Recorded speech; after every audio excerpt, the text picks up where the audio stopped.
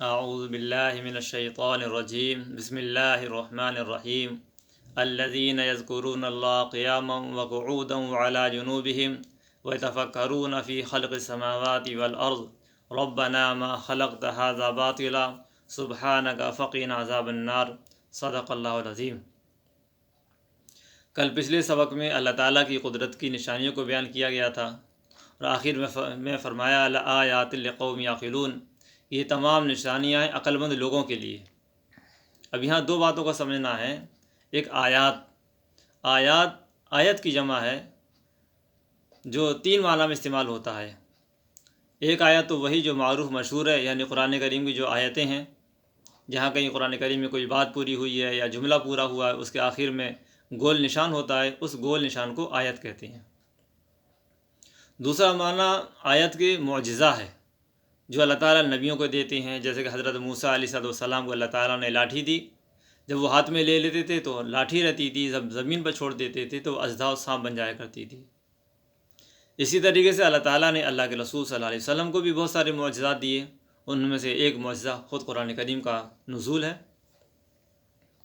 اور تیسرا معنی آیت کے علامت اور نشانی اور دلیل کے ہوتے ہیں، جس سے کسی چیز کو پہچانا جائے۔ بس یہ چیزیں یعنی آسمان اور زمین کا وجود، ہواؤں کا چلنا، بارش کا ہونا اور زمین سے ہریالی کا اگنا، یہ ساری چیزیں اللہ تعالیٰ کی قدرت، اس کی طاقت، اس کی وحدانیت پر دلالت کرتی ہیں۔ اسی کو فرمایا لآیات لقوم یعقلون، فرمایا یہ نشانیاں عقل مند لوگوں کے لیے ہیں۔ اب یہاں عقل مند سے کون لوگ مراد ہیں؟ ایک تو آیت عقل مند لوگ وہ جو ہم لوگوں میں مشہور ہیں، یعنی وہ جو دنیا کے بہت سارا مال و دولت جمع کر لے، دنیا کے اسباب جمع کر لے، دنیا کے اعتبار سے ترقی حاصل کر لے، ہمارے اعتبار سے وہ عقل مند ہوتا ہے۔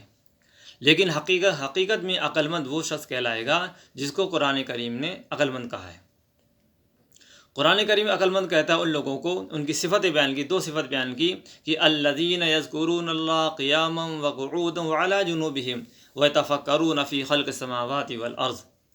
فرماتا ہے کہ عقل مند لوگ وہ ہیں جو اللہ تعالیٰ کا ذکر کرتی ہیں، کھڑے ہونے کی حالت میں بھی، بیٹھے ہونے کی حالت میں بھی اور لیٹے ہونے کی حالت میں بھی، یعنی ہر حالت میں اور ہر وقت وہ اللہ تعالیٰ کو یاد کرتی ہیں، اللہ تعالیٰ کا ذکر کرتی ہیں۔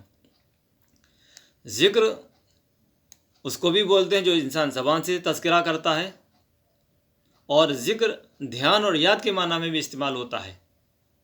یعنی عقل مند لوگ وہ ہیں جو صرف زبان سے ہی نہیں، یعنی زبان سے بھی اللہ تعالیٰ کا ذکر کرتے ہیں، نماز کی شکل میں، قرآن کریم کی تلاوت کی شکل میں، تسبیحات کی شکل میں، اور پھر وہ اللہ تعالیٰ کو دل میں بھی یاد رکھتے ہیں۔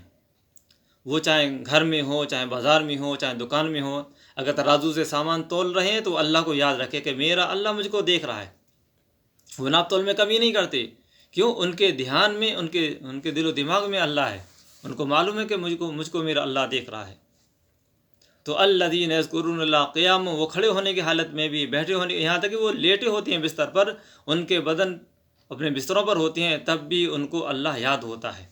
یعنی کسی بھی وقت اور کسی بھی حالت میں وہ اللہ کی یاد سے اپنے آپ کو غافل نہیں کرتے ہیں۔ یہ عقل مند لوگوں کی ایک نشانی بیان کی۔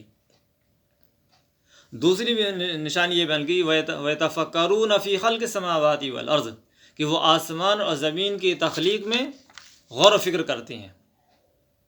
یعنی زمین و آسمان میں چاند، سورج، ستارے، یہ جانور، زمین پہ رہنے والے، اور یہ پانی میں رہنے والے جانور، ہوا میں اڑنے والے، تو یہ ساری مخلوق کو دیکھ کر وہ ان کو میں غور و فکر کرتے ہیں کہ ہاں یہ ساری چیزیں یوں ہی نہیں پیدا ہو گئیں، بلکہ ایک خالق نے ان کو پیدا کیا، اس میں وہ غور و فکر کرتے ہیں۔ ربنا ما خلقت ھذا باطلا، اور یوں کہتے ہیں کہ اے ہمارے رب، آپ نے ان چیزوں کو باطل پیدا نہیں کیا۔ باطل مطلب بے مقصد اور بے فائدہ پیدا نہیں کیا۔ آپ نے یہ زمین بنائی، چاند، سورج، ستارے بنائے، انسان، جنات، فرشتے بنائے، یہ جو لیکن نظام کائنات کا آپ نے بنایا ہے، یہ ھذا باطلا ما ھذا باطلا، آپ نے اس کو باطل پیدا نہیں کیا، یعنی بے مقصد اور بے فائدہ پیدا نہیں کیا، بلکہ با مقصد اور با فائدہ پیدا کیا ہے۔ یعنی وہ جانتے ہیں کہ اللہ تعالیٰ نے ان تمام چیزوں کو جو پیدا کیا ہے ایک مصلحت اور ایک فائدے کے اور حکمت کے تحت پیدا کیا ہے۔ سبحانک، اور یہ کہتے ہیں اے اللہ آپ کی ذات پاک ہے، اس بات سے کہ آپ کوئی ایسا کام کریں جس میں کوئی حکمت اور فائدہ چھپا ہوا نہ ہو۔ آپ کی ذات ہر عیب سے پاک، سبحانک فقینا عذاب النار۔